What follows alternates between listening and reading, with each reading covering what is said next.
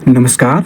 Video के संग में देखते हैं टुडे करंट अफेयर्स और यह टुडे करंट अफेयर्स जो होगा आगामी सभी प्रतियोगी परीक्षाओं के दृष्टिकोण से अति महत्वपूर्ण साबित होगा। तो इसमें देखते हैं सबसे पहला जो है करंट अफेयर्स का जो पहला जो इसमें टॉपिक है वह है भारत के सेवा क्षेत्र की वृद्धि मार्च 2024 में 14 वर्ष के उच्चतम स्तर पर। इसमें देखते हैं तो यह भारत में सेवा क्षेत्र की गतिविधियां अनुकूल आर्थिक परिस्थिति और मजबूत मांग के दम पर अप्रैल में 14 वर्ष के उच्चतम स्तर पहुंच गई। मौसमी रूप से समायोजित HSBC इंडिया भारत सेवा PMI कारोबारी गतिविधि सूचकांक मार्च में 61.2 थी जो अप्रैल में गिरकर 60.8 हो गई। खरीद प्रबंधक सूचकांक PMI की भाषा में 50 से ऊपर अंक का मतलब गतिविधियों में विस्तार से और 50 से कम का आशय संगठन से होता है।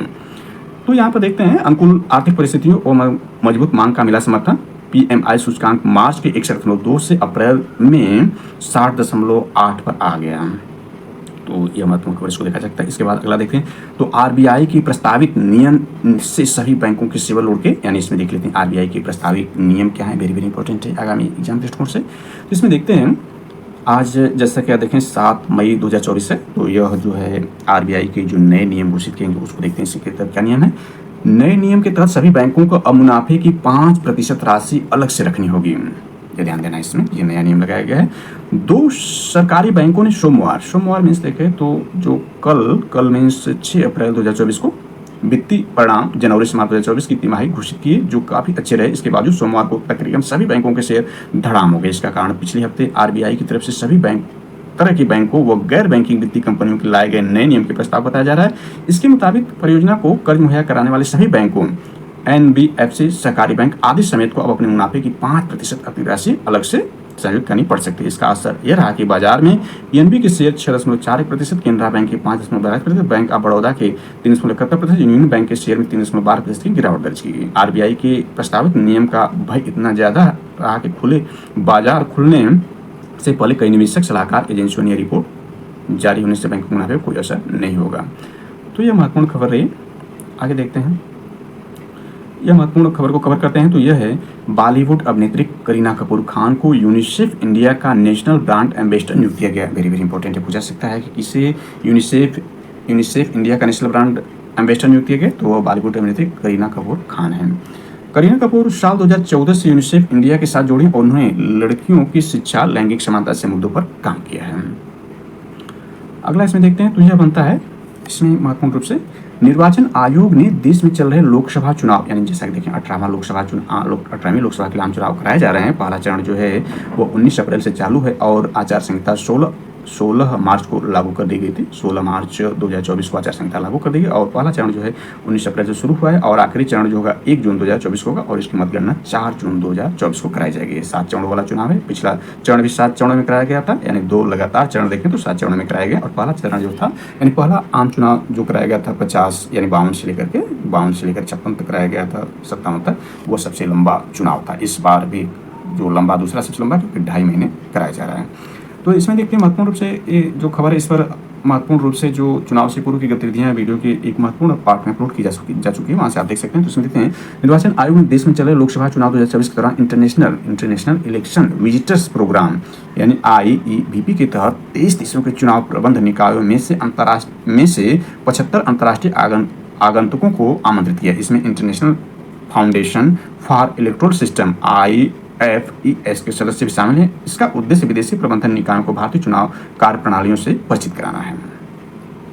अगला देखते हैं तो ये बांग्लादेश से संबंधित महत्वपूर्ण खबर है, इसमें क्रिकेट संबंधित है। तो अंतर्राष्ट्रीय क्रिकेट परिषद यानी ICC ने आगामी महिला T20 विश्व कप 2024 के कार्यक्रम की घोषणा कर दी। यह महिला T20 विश्व कप का 9वां संस्करण होगा जो 3 से 20 अक्टूबर के बीच बांग्लादेश में आयोजित किया जाएगा। जैसा कि हम जानते हैं कि जो 2024 में भी पुरुष T20 वर्ल्ड कप होने वाला है और यह 1 जून से शुरू होगा और यह इस बार जो होगा वह वेस्ट इंडीज और USA अमेरिका की मेजबानी में होगा। और तो यह जो है महिला को हमने देख लिया कि महिला भी जो T20 वर्ल्ड कप है इसका 9वां संस्करण है और यह बांग्लादेश की मेजबानी में आयोजित किया जाएगा। तो बांग्लादेश में आयोजित किया जाएगा। भारतीय क्रिकेट टीम 6 अक्टूबर को चिप प्रतिद्वंदी पाकिस्तान से भिड़ेगी। अगला इसमें देखते हैं तो यह महत्वपूर्ण खबर बन जाती है। इसमें भारतीय मूल की अंतरिक्ष यात्री सुनीता विलियम्स बोइंग के स्टार लाइनर अंतरिक्ष यान की पहली चालक दल परीक्षण उड़ान में पायलट के रूप में तीसरी बार अंतरिक्ष में उड़ान भरने के लिए तैयार हैं। बोइंग का स्टार लाइनर फ्लोरिडा कैंप कर्नावेल से अंतर्राष्ट्रीय अंतरिक्ष स्टेशन पर उड़ान भरेगा। 58 वर्षीय विलियम्स के साथ बुच बिल्मोर अंतर्राष्ट्रीय अंतरिक्ष स्टेशन की यात्रा करेंगे। यानी ध्यान देना है कि जो यह है 2 बार इससे पहले कर चुकी हैं पहले चालक दल तो तीसरी बार इनका होगा इनका सुनीता विलियम्स का। और भारतीय मूल की अमेरिकी अंतरिक्ष यात्री, इससे पहले कल्पना चावला भी भारतीय मूल की अंतरिक्ष यात्री थी, लेकिन विमान दुर्घटना में यानी अंतरिक्ष दुर्घटना में जिससे वो गई थी उनकी मौत हो गई थी।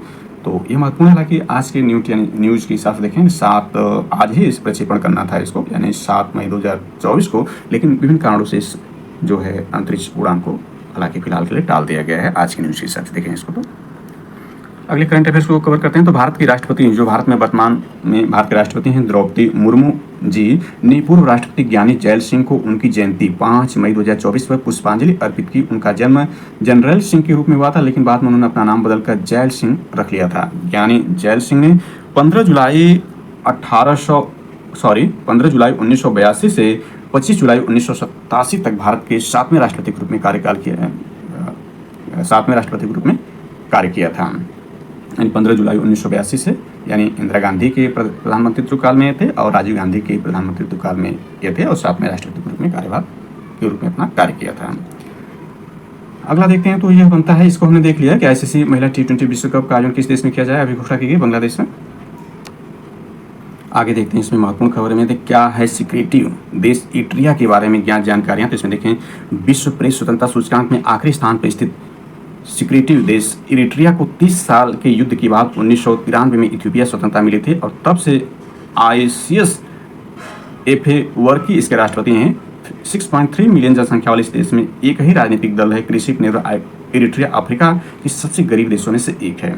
यानी विश्व प्रेस स्वतंत्रता सूचकांक विश्व प्रेस दिवस जो मनाया जाता है वो 3 मई को मनाया जाता है। तो इसी उपलक्ष्य में जारी किया गया था। इसको विस्तार से आगे हम देखते हैं। तो इरिट्रिया के बारे में जानकारी दें कि इरिट्रिया अफ्रीका का सबसे गरीब देश है, और यह विश्व प्रेस स्वतंत्रता सूचकांक में आखिरी स्थान पर। इसकी हिस्ट्री और ज्योग्राफी को भी हमने देखने का प्रयास किया, यहाँ देखा जा सकता है। यहाँ देखते हैं प्रेस स्वतंत्रता के मामले में 10 सबसे खराब देश कौन कौन से हैं। तो रिपोर्टर्स विदाउट बॉर्डर्स यानी RSF के विश्व प्रेस स्वतंत्रता सूचकांक 2024 में शामिल 180 देशों में से अफ्रीकी देश इरिट्रिया के बारे में देखा कि 180 देशों में से जो अफ्रीकी देश इरिट्रिया आखिरी स्थान पर है, यानी 180वें स्थान पर है। अंतिम 10 में देखें तो सीरिया 179वें स्थान पर, अफगानिस्तान 178वें स्थान पर, उत्तर कोरिया 177वें स्थान पर, ईरान 176वें स्थान पर, तुर्कमेनिस्तान 175वें स्थान पर, वियतनाम 174वें स्थान पर, बहरीन 173वें स्थान पर, चीन 172वें स्थान पर और म्यांमार 171वें स्थान पर भी शामिल। इस सूचकांक में नॉर्वे शीर्ष स्थान पर, यानी पहले स्थान पर कौन है, यूरोपीय देश नॉर्वे, जबकि भारत 159वें स्थान पर है। तो यह है कि सूचकांक में दूसरे स्थान पर डेनमार्क है, इसमें 55वें स्थान पर अमेरिका है, यानी अमेरिका यूएस 55वें स्थान, दूसरे स्थान पर कौन है, डेनमार्क है, और पहले स्थान पर क्या है, नॉर्वे है, और आखिरी स्थान पर हमने देखा इरिट्रिया 180वें स्थान पर, भारत का देखें 159वें स्थान पर भारत है 2024 प्रेस स्वतंत्रता सूचकांक में। देख लेते हैं। तो हर साल 3 मई को दुनिया भर में विश्व प्रेस स्वतंत्रता दिवस वर्ल्ड प्रेस फ्रीडम डे के रूप में मनाया जाता है। साल 2024 में विश्व प्रेस स्वतंत्रता दिवस का 31वां संस्करण मनाया जा रहा है। साल 1993 में संयुक्त राष्ट्र महासभा ने 3 मई को प्रेस स्वतंत्रता दिवस के रूप में मनाने का प्रस्ताव पारित किया था। तो सबसे खतरनाक देश के रूप में देखते हैं। तो इसमें विश्व प्रेस स्वतंत्रता सूचकांक 2024 के अनुसार लग्जमबर्ग पत्रकारों के लिए सबसे सुरक्षित देश है। इसके बाद Liechtenstein, Samoa, Switzerland, Denmark, Estonia, Norway, Timor Leste island और मार्टिनिया है। Syria, Afghanistan, Eritrea, Myanmar, Iran, फिलिस्तीन, उत्तरी कोरिया, सऊदी अरब, चीन और बेलारूस सबसे खतरनाक देश हैं। भारत पत्रकारों सुरक्षा के मामले में 180 देशों में 162वें स्थान पर, और विश्व प्रेस सूचकांक में हमने देखा भारत 159वें स्थान पर था। यानी इसमें भी देखें तो 3 स्थान की गिरावट है पत्रकारों के रूप में देखें। उसमें नॉर्वे पहले स्थान पर था, और पत्रकारों की सुरक्षा के रूप में देखें पहले स्थान पर जो है वो लग्जमबर्ग है। सुनीता विलियम्स के बारे में जानकारी दी गई, उसको विस्तार कर लेते हैं। तो ऐसे मिशन में शामिल होने वाली पहली महिला होंगी सुनीता विलियम्स। सुनीता नए ह्यूमन रेटेड अंतरिक्ष यान के पहले मिशन पर उड़ान भरने वाली पहली महिला होंगी। वह 2006 और 2012 में 2 बार अंतरिक्ष में उड़ान भर चुकी हैं, और नासा के आंकड़ों को उन्हें अंतरिक्ष में कुल 322 दिन बिताए हैं। देखें तो 61 यानी सुनीता जो होंगी, यानी 58 वर्षीय जो सुनीता हैं वो 61 वर्षीय अंतरिक्ष यात्री वैरी यूजीन बुच बिल्मोर के साथ उड़ान भरेंगे, जो नौसेना के एक अधिकारी के रूप में कार्य किया है। यानी इसमें यह खबर दी गई थी कि सुनीता विलियम्स कल यानी आज की एक खबर दी गई थी 7 मई 2024 को अंतरिक्ष उड़ान भरेंगे। मिशन पर साथ ले जाएंगे भगवान गणेश की मूर्ति, लेकिन इस मिशन को टाल दिया गया। यानी खबर इसको हमने देख लिया है।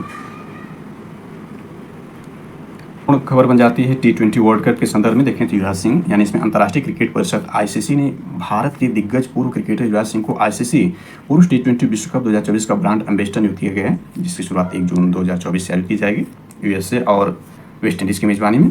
इससे पहले ICC ने क्रिस गेल और उसेन बोल्ट को पुरुष T20 विश्व कप का ब्रांड एम्बेसडर नियुक्त किया था। यानी इस प्रकार देखें तो 3 हो गए, एक युवराज सिंह भारत से, इसके बाद देखें तो जो है क्रिस गेल जो वेस्ट इंडीज़ के हैं और उसेन बोल्ट जो है जमैका के एक महत्वपूर्ण एथलीट हैं, जिन्होंने 100-200 मीटर में जो वर्ल्ड रिकॉर्ड धारी हैं, विश्व रिकॉर्ड के साथ इन्होंने रेस पूरी की है।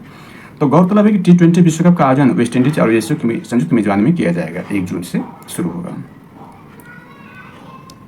तो दक्षिण प्रशांत में स्थित सोलोमन द्वीप के नए प्रधानमंत्री के रूप में जेरेमिया मानेले, यानी जो है कौन सा द्वीप है, दक्षिण प्रशांत में स्थित सोलोमन द्वीप के नए प्रधानमंत्री के रूप में जेरेमिया मानले को नियुक्त किया गया। 49 सांसदों वाले मतदान प्रक्रिया में जेरेमिया मानले को 21 वोट मिले थे। के बारे में देखते हैं। जिम्बाब्वे ने देश के लंबे समय से चल रहे मुद्रा संकट के बीच JIB जिम्बाब्वे गोल्ड का संक्षिप्त रूप नामक एक नई मुद्रा लॉन्च की। इसे इलेक्ट्रॉनिक रूप से लॉन्च किया गया साल 2009 के बाद यह छठा मौका जब देश में नई मुद्रा लॉन्च की गई है। जिम्बाब्वे एक दक्षिण अफ्रीकी देश से इसकी राजधानी हरारे है। नामीबिया के बारे में भी देख लेते हैं। तो national payment corporation of India NPCI की अंतर्राष्ट्रीय शाखा NPCI इंटरनेशनल पेमेंट लिमिटेड यानी NIPL ने UPI जैसी तत्काल भुगतान प्रणाली विकसित करने के लिए बैंक ऑफ नामीबिया के साथ समझौता किया है। यह समझौता नामीबिया में डिजिटल पेमेंट को बढ़ावा देने के लिए किया गया है। आगे इसमें देखते हैं। तो वायुसेना के प्रशिक्षण कमांड TC में air officer commanding in chief NOC in C के पद पर किसे नियुक्त किया गया, तो एयर मार्शल नागेश कपूर को नियुक्त किया गया।